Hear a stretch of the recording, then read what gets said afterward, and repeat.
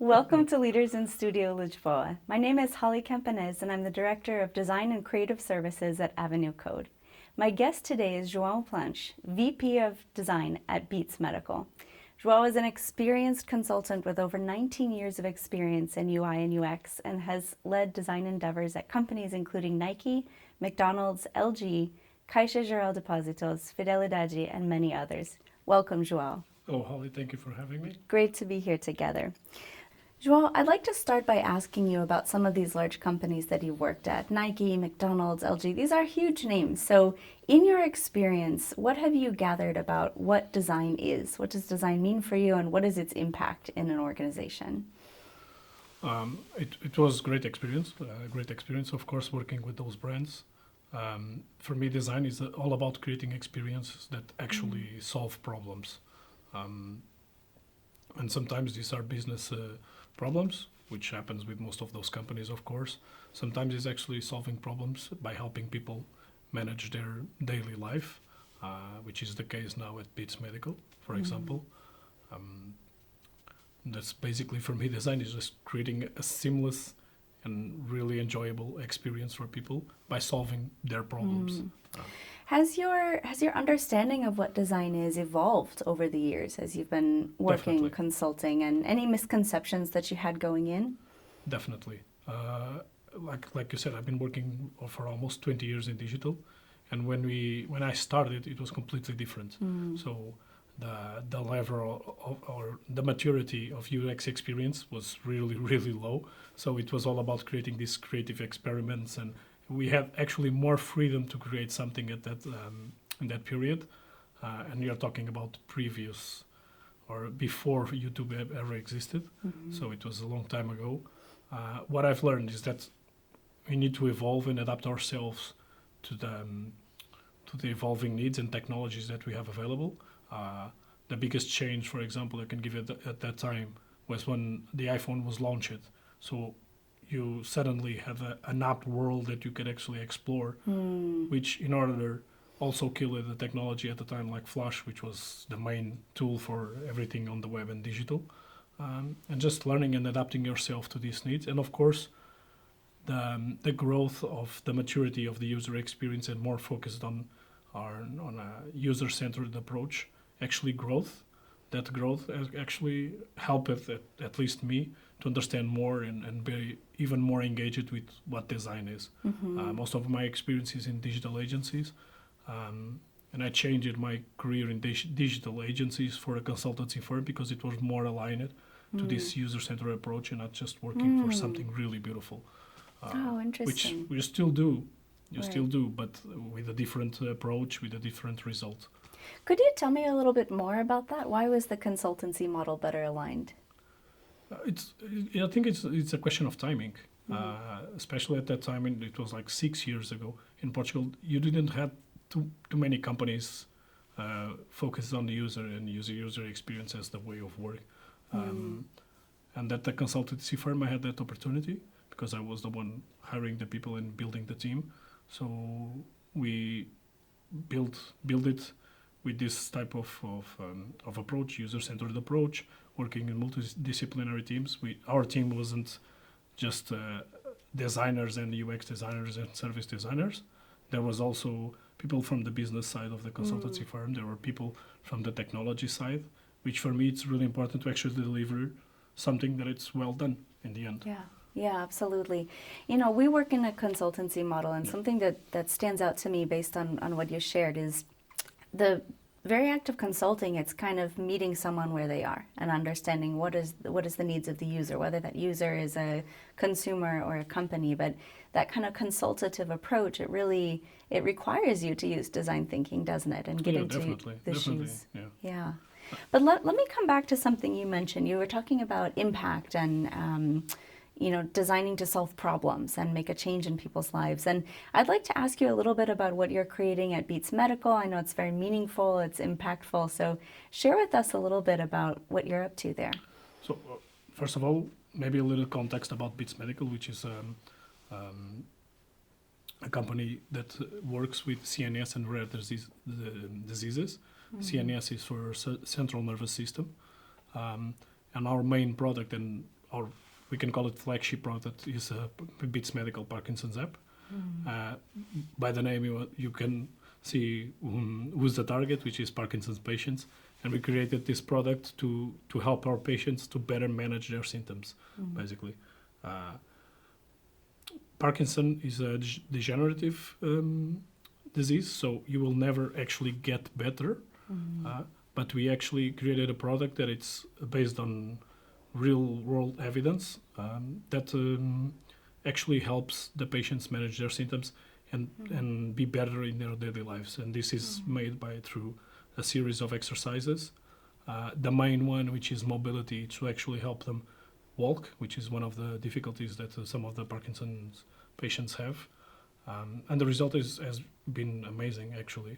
One of the things that and for us, maybe the main thing about that is the behavioral change that happens to the patients that have been using the Beats Medical Parkinson's app, which is amazing, because of course this is a set number of Parkinson patients that we have on a 12-month period. We had an increase of 102% in behavioral change from them, which is amazing. It's phenomenal. Yeah, it is, because what happened is once they get the diagnosis of having Parkinson's, of course, there's this initial shock. Nobody is actually ready to get that type of news. But when they started to use the app, they actually improved their physical activity. And this is key for someone with Parkinson, because they started using the app for walking, which is one of the main exercises that we have. And all of a sudden we have some of our patients, I can give you an example, which is John McPhee, which actually walked the full length of the UK from north to south using the Beats Medical app. What? Yeah, it's insane. So I think that has to be so rewarding as a designer to see the results of what you're creating and it is, really know. And it is rewarding, of course. It's probably the first time in almost 20 years in my career that I'm actually doing something that actually improves people's life, because a lot of the times you're helping people, but there's a business behind it. And over here, of course, this is still a company, but at the same time, you're actually improving their lives. And for me, that's the best reward I can have, of course. That's completely inspiring. I hope we all amazing. have those moments in our career of seeing, your passion and your talent align with a real need and solving a real problem. Yeah, it's amazing. It's amazing. But let me ask you about something that strikes me. It must be very difficult in this medical world to think about the complexities of having so many different personas. And how the typical design process, you're going to kind of craft a persona or at least a proto persona and design everything with that in mind. But when you're dealing with so many different diseases or challenges or even variations within the same disease, how do you manage that? Well, just to give you an idea, you have people with, especially men, with 40 years old already diagnosed with Parkinson. So the idea is that it only happens to older people. That idea is already gone, because there's a lot of 40s people getting diagnosed with Parkinson. So you have this really big spectrum, because someone within the 40s is still a working professional, doing his normal daily life. And then you have patients with 80. So these are completely different. So our approach is always to work on something, having in mind what's in it for the patient. Never like, this would be really fun to do, something like this. Yeah, it would be fun, but what's in it for the patient? Because their main thing is like using the app to better manage their life. That's it. If it's nothing, if you're trying to add something to just because it's fun or things like that, they won't use it. They will actually call us, and they have a really close relationship with Beats Medical, which is amazing, asking what's in it for me. And basically that's it. When you think about the personas, you just try to create an experience that works for every single one, because it's not possible to create a product that it's just for 40 to 55, 60, and then another one. The big advantage that we have is that every single treatment or exercise they have is tailored for you and just for you. It's not one fits all, basically. So we have like this core system, which is based on AI and machine learning. So it's always learning from your exercises, me as a person. So I'm doing the exercise and it's learning from me. So it's always improving my experience the next day and the next day, which is amazing. But it's not easy to come up with a specific type of persona. You can actually get like two types of personas, which were the younger ones, basically, and then the older ones, which are not so tech savvy as the younger ones, of course. I think you're making a lot of designers want to come work for you in this interview. Really, because I think something else that you shared is about the feedback loop with users. Okay. And I talk to so many designers that are just at a place in their career that they feel disconnected from the impact of what they're creating, or they're putting out, Because UI. they're not talking with the users. They're not, and not every setting allows for in-depth testing and validation in the way that I think designers want to do. And it's really hard, even for this type of patients, because you cannot just call that type of person. So you can only do it by creating this relationship. And what did you do to foster that kind of relationship and communication? At the beginning, it was more on the commercial team, because they were the ones already speaking with them, because setting up an account, it's not like pressing just a button, because we want to know some details and release diagnose dates to understand how we can fit the product for that specific person at the beginning.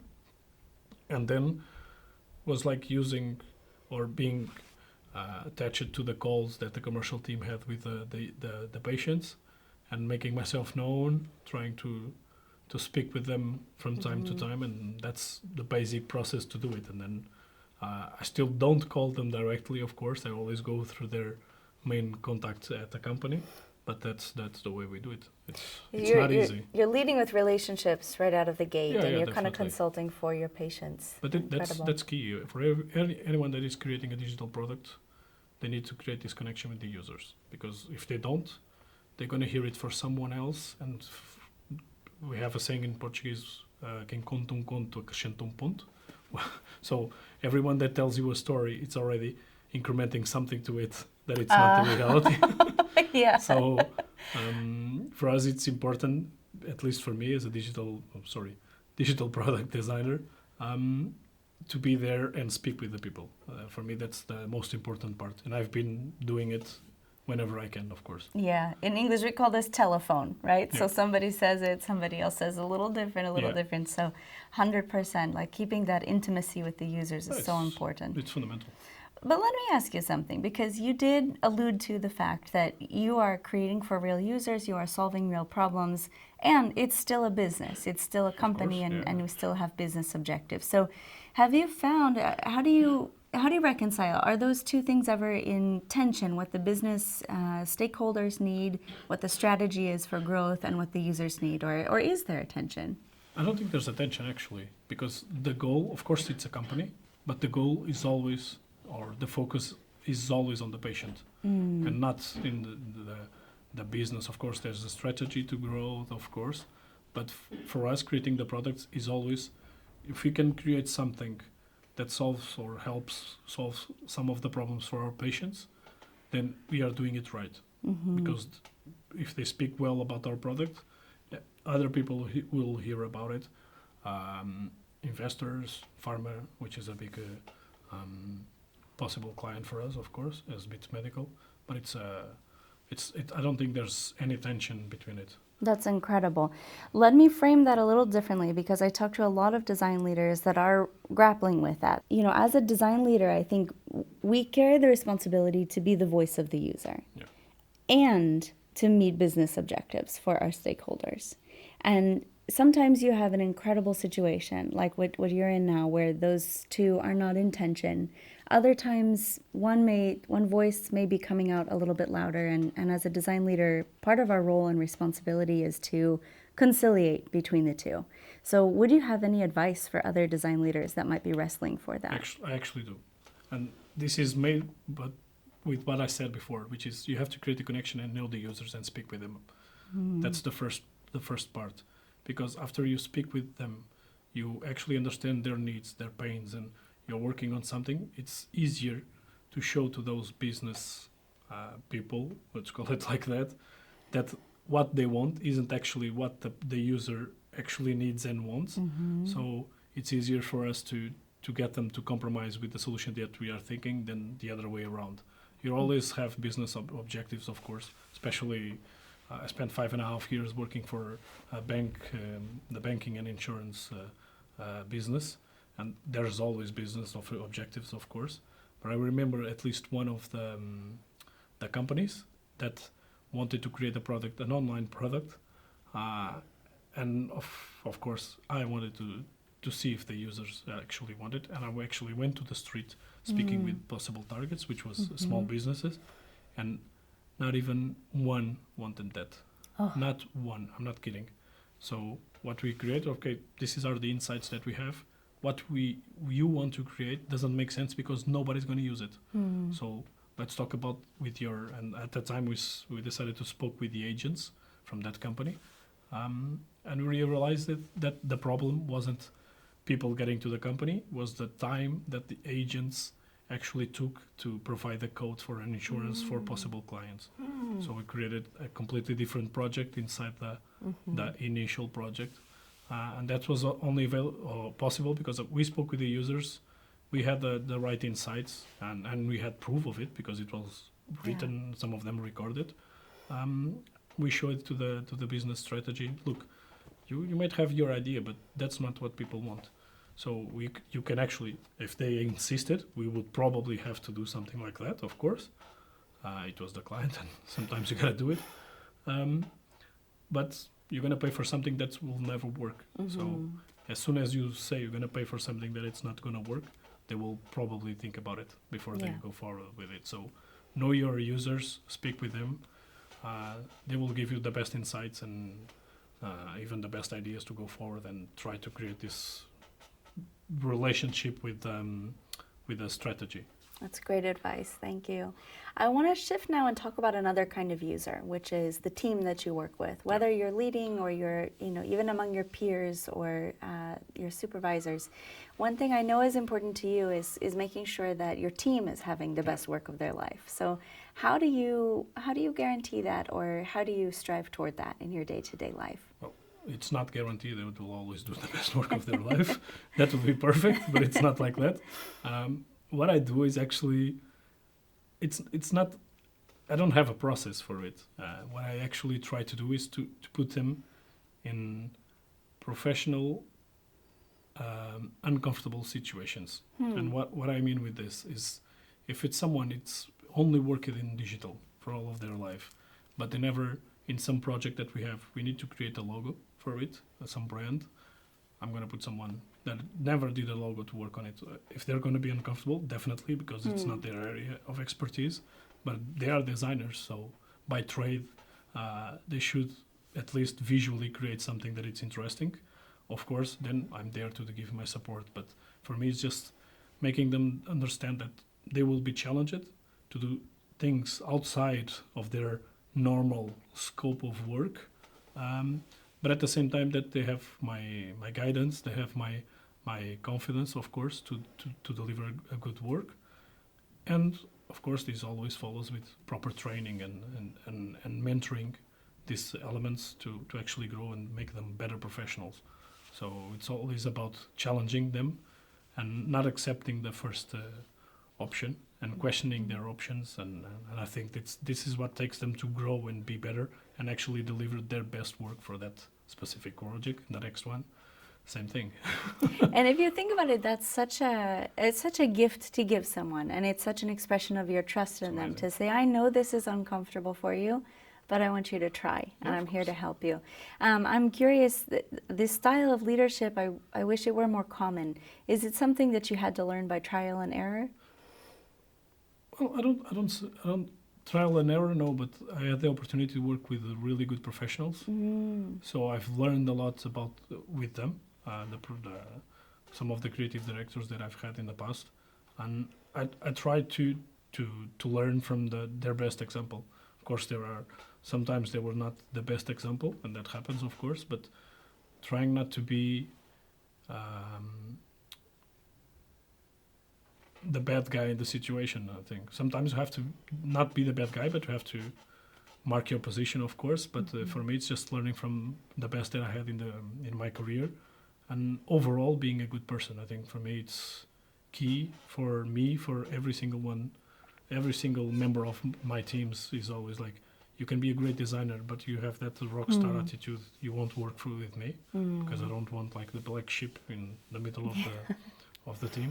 For me, it's always like finding good people, good professionals, of course, but above all, being good people. Because if you're professionally just starting, I can help you grow professionally. If you're not a good person, I won't be able to change you because that's in you. Thank you so much, João. I love your thoughts on leadership, on design, on users. This has been so refreshing and so pleasant. Are there any final thoughts that you'd like to share? Well, first of all, thank you for having me. Final thoughts. I think it's just have fun while you work, because for me that's really important, and create good relationships with the people you work with. And for me, that's the best part of all of my career. I've made friends, professional friends, of course, but I also made or at least most of my best friends are actually people that I've worked with in the past. So that's, for me, the best advice that I can give. Just enjoy the life and enjoy your colleagues, basically, and learn from them. Amazing. So you heard it here first. Talk to real users, work with the business, and have fun and enjoy your life in the process. Thank you so much, João. Thank you very much, Holly.